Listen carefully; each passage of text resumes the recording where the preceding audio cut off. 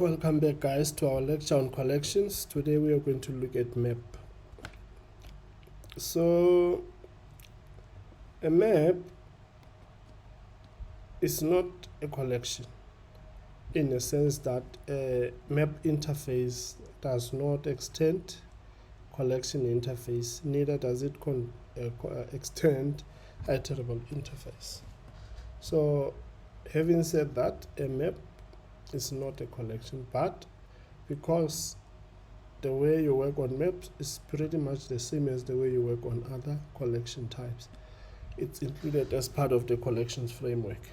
So we're going to look at the map and the implementations of a map. Then we will look at the hash map. Then we will see the enhancements that were done on map from Java 8. So what is a map? A map is an object that maps keys to values. A map cannot contain duplicate keys. Each key can map to at most one value. This interface takes the place of the dictionary class, which was a totally abstract class rather than an interface. You see that the dictionary was an abstract class, but a map is an interface. So the implementations of the map we have inner map, we have hash map, we have tree map, we have linked hash map, we have identity hash map, and then we have abstract map, which is a super class of all the concrete maps. Then the hash map, you are probably going to work with this class if you work on collection in your Java application. A hash map is a hash table based implementation of the map interface. This implementation provides all of the optional map operations and permits null values and null key. It allows for constant time execution time on get and put operations, even for large data sets. However, does not guarantee an order.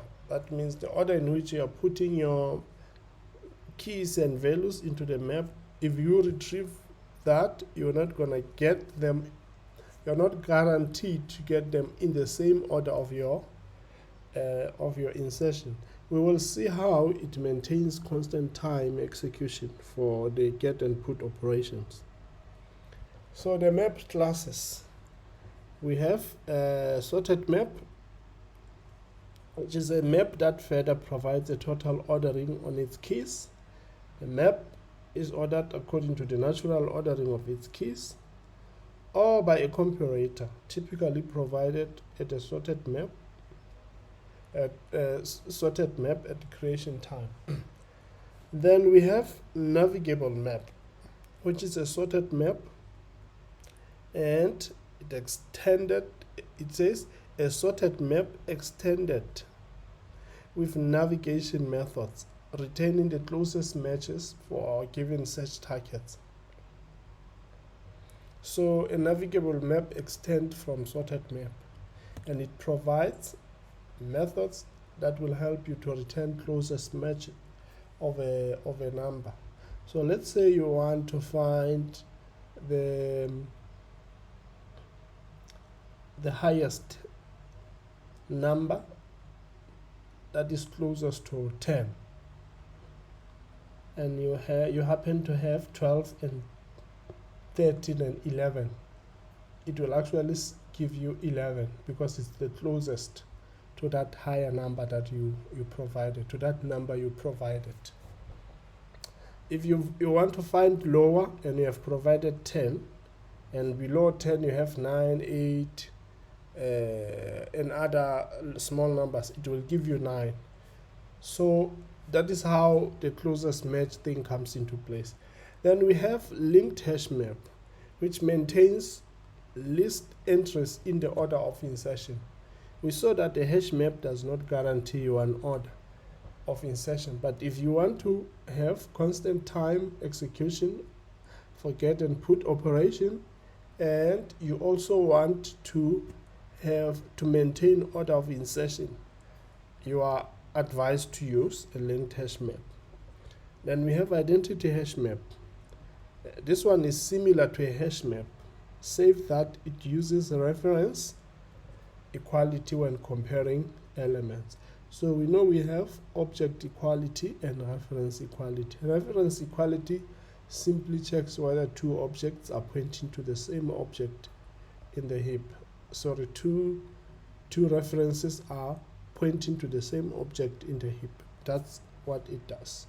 If not, it returns false. Then we also have enum map. An enum map is a specialized map interface for use with enum type keys only. So if you use a key that is not an enum, your code will not compile. Then you have a tree map. This is a red-black tree based navigable map implementation. So tree map implements navigable map, and the map is sorted according to the natural ordering of its keys or by a comparator. So we saw with a TreeSet how this natural ordering and the comparator comes into place. It says or by a comparator provided at map creation time, depending on which constructor is used. So the implementation provides guaranteed log and time cost for the contains, key, get, put, and remove operations. Then you cannot talk about maps without the equals and the hash code. These two are essential in your application, and failure to code them appropriately will lead to your application giving incorrect results. So equal objects must have equal hash codes, and you are recommended to always override hash code whenever you override equals method, and failure to do this will cause problems when working with hash-based collections like the maps. But however, it is not required that if two objects are not equal according to equals method, that the hash code must also not be equal. We saw that the first statement says equal objects must have equal hash codes, but it is not required that if two objects are unequal according to the equals method, then calling the hash method on each of the two objects must produce distinct integer results. So guys, when you say HashMap.put key.value, several things are happening under the hood. So let's say your key is a string and your value is just a normal integer. Then when you pass a key, what happens is that the first thing that the runtime does, it computes a hash for the key that you have given. That's what the hash map will do. It will compute a hash for the key that you have given, and that hash, it will call the hash code to do that, the hash code method. Now it will have that value as x. Then after computing the hash key, the hash value using the key, then we have to compute the index, and the index is computed using a modular operation. So what we do is we take the hash that was generated and we perform a bitwise using n minus 1. This n is the size of the hash map, which is by default 16. So basically we are going to say the hash value bitwise 15. Or we can just use the modular operator. It's the same thing. It will produce the same result. I can show you this in code. So as you can see here, we have 2, therefore we are performing, we are using a modular operator, and then we use it on 16. Then we have 2, therefore bitwise 16 minus 1. So if I run this code, I get the same results. Even if I put 0 here, you know, to make it 2340, I will still get the same result. And as you can see, whatever you get will never be above 16. It will always be below 16. So that's how the index is actually performed. So now you have the key, you have the index, you have the hash value. So what do? You take the key, you store it. Let's say we are passing BSG. Then you take the hash key, you pass it, you put it here. Then you take the value that was passed. Let's say it is 2023. Okay, let's assuming you had something like this. Let's say map string integer, then you have you can just say map equals to new HashMap. Then you have map dot put. So what you are putting, BSG, then 2023. That's basically what you have here. So we want to assume that this BSG will give us that hash, particular hash hash code, whatever. Okay, so what we can do is we can say sys out BSG. Let's see what is the hash code for this, then we can use it. We see the hash code for this is this. So let's just put it here. Then what do? We run this code. It will be stored on this index for us. So then on that index you have this. Then you have null here because it's on one bucket. If later on you have a collision, hash collision, something else produces the same hash code and it ends up coming into the same index after you perform the modular or the bitwise operation. That means that particular key and value will fall into the same bucket list. Then it would mean, and when it gets there in that index, it will find that we already have something in there. So what the HashMap will do, it will use this next node, which was null previously, to point to the new object that we just added, and that new one comes with its key, its hash code, its value, and a reference to the next node. So we see that when a collision happens, an element is added as a next node. Essentially, it makes it a linked list. Sorry. Then we see that when many keys compute the same hash code index, that is the number of items in a bucket close beyond the threshold, the linked list is converted to a tree. And that creates, we get a performance from log of n. So we get a performance from big O of n to log of n. Because when you search from a tree is different from when you search from a linked list. And this was just Java 8 has a threshold of 8. So if you have a maximum of more than 8 keys or elements in the same bucket, then your linked list will automatically be converted to a tree. Then now how we saw how a put operation works. So now let's observe how a get operation works. Like if you come and say, we can just delete this for now. Okay, we can just, yeah, we can delete this, we don't need it. We say map dot get BSG. It has to give us 2023. As you can see, it gives us 2023. So the question is, how does it work?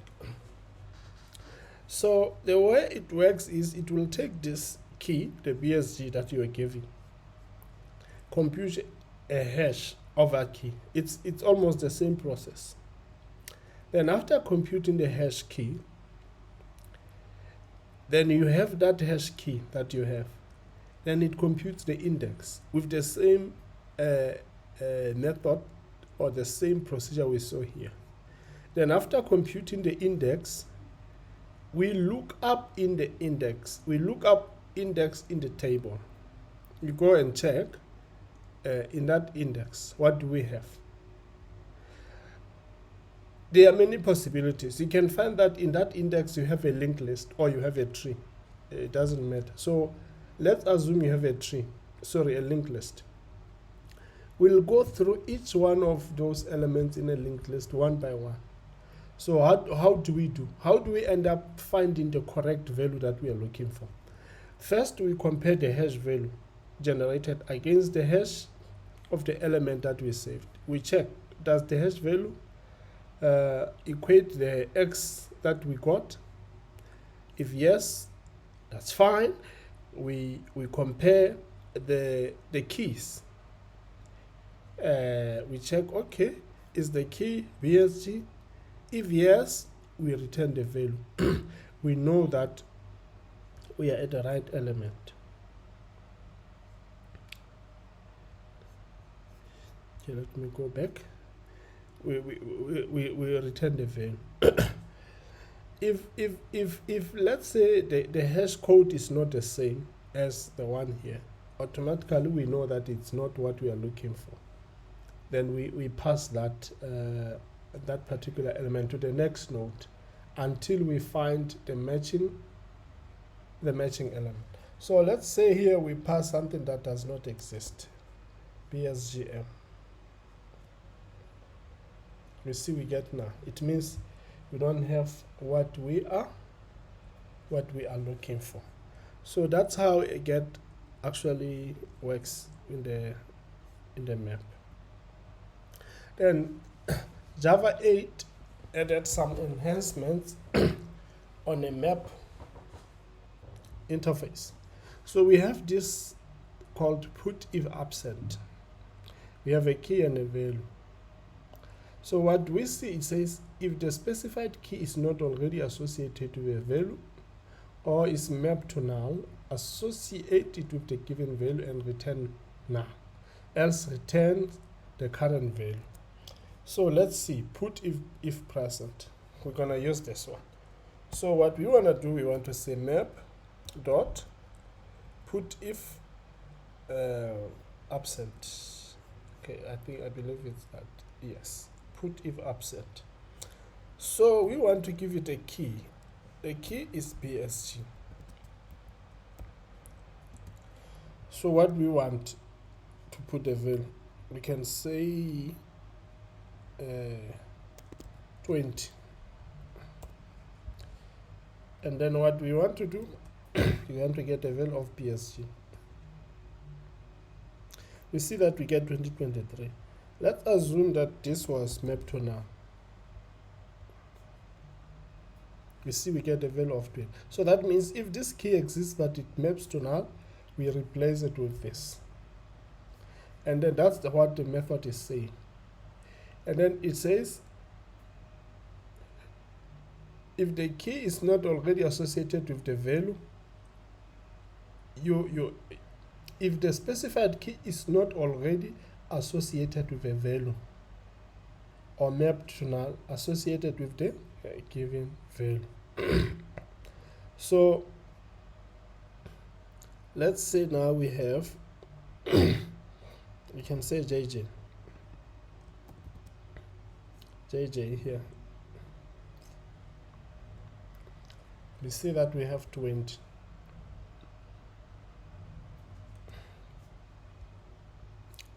This will just give us a list of, as we can see, it's now.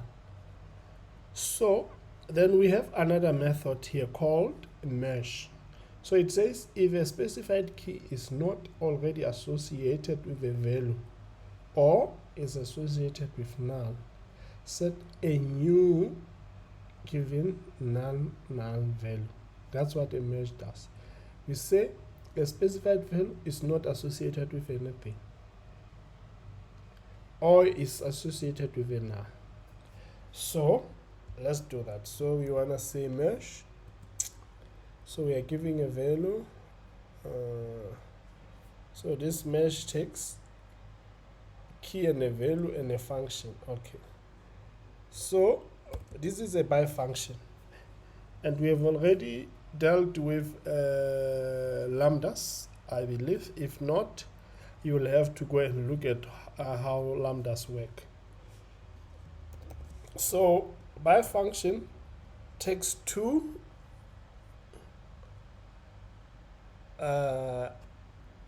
parameters and returns some value. So let's look at that by function, the way it's implemented. It takes two parameters and returns some value. So what we're going to do here is we're going to take key value, and what do we return? We return something. So what we can do here, we can say this is the key and the value, which is obviously this, the key. And the value, we do not know the value. So what we can do is we can do our own computation here. We can just say return, I'm just going to put 900. This is a correct lambda for that particular thing. So if we run this code, you will see that JJ is not given 900 because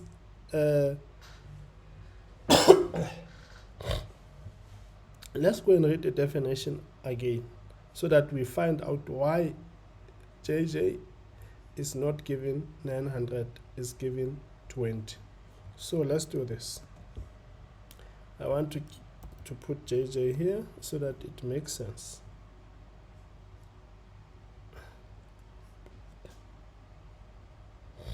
So we are giving him 20. Let's give him 40 here, for 54. So this is what I wanted you guys to realize, that this function will only work when the key exists and has some value. But if this key does not exist, as we can see here, and is not associated to any value, this is not going to work. So let's read the definition again. It says, if a specified key is not already associated with a value or is associated with null, set a new given value, given non-null value. So we are setting this new non-null value that is given. If this key is not there, or if this key is there and is associated to null, we are giving it this value that we have in here. Because it's there, it's associated to null, we are giving this value. It's not there, we are giving this value. But in the event that it's there and it's associated to something, maybe 12, then we are going to apply this function on it. That's why we have 900 specified here. That's it with a mesh. Let's look at compute if present. So it says if the value for the specified key is present and non-null, it's present and non-null, attempts to compute a new mapping given the key and its current mapped value. So let's do this. It says compute if present. So what we want is that this key must already exist and be associated with some non-null value. Then what we want to do, we want to compute this that we want to do here. But provided this key exists and is associated with non-null value. So let's run this code again. I'm just going to put 432 here. As you can see, it puts 32 here. So let's say here we have null. So we can just leave it to 12. You see that it's still null. This method did not execute. Then we have compute if absent. If the specified key is not already associated with key, attempts to compute its value using the given mapping function and enters it into the map unless null. So let's see. Compute if absent. Compute if absent. So we have a value. Let's give this value 980. Okay, let's see. We have a key and then we have a function. All right. We have a key and a function. So what we need to do here is, it says, is it a function? Oh, it's function, yeah, it's function. So it's not by function. That means it only takes a key. So this should be fine. Yeah, because the reason for me to make that conclusion is if you go to this functional interface, apply contains one parameter, but by function takes two parameters. That is why we had 2 in the previous one. So I have to remove the value and be left with the key. So now we are saying if this key exists and is associated to null, or it doesn't exist at all, compute this, return to us this. If it's there and it's associated with value, do nothing. So we see that we are computing to this because it's there but it's not associated to something. But if I put 32 here, we are not going to execute our code. It's going to be left like that. Then we have replace, which is a bit straightforward.